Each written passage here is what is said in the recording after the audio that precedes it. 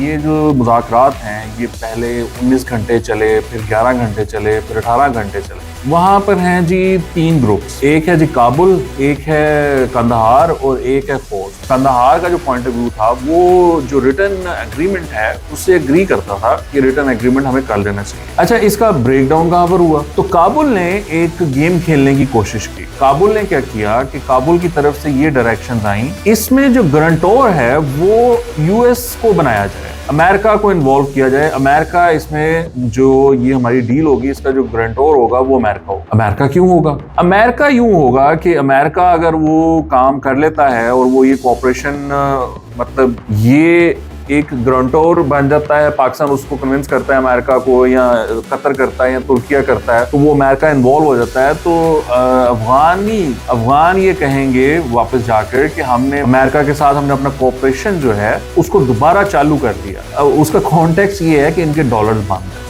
America से आ रहे थे, ट्रंप ने बंद कर दिया। पाकिस्तान ने ये कहा कि अगर हम ऐसा कर देते हैं, यानी अमेरिका को ले आते हैं और अमेरिका आपको डॉलर्स देना शुरू कर देता है, तो आप तो वो जो टीटीपी के मामला है उसको फंडिंग शुरू कर देंगे। तो पाकिस्तान ने उस पर जाहिर बात है कि स्टैंड लिया कि हम अमेरिका को इसमें इन्वॉल्व नहीं करेंगे, there is no need to do that, why should we do that. और फिर वो मामला वहां पर आकर फंस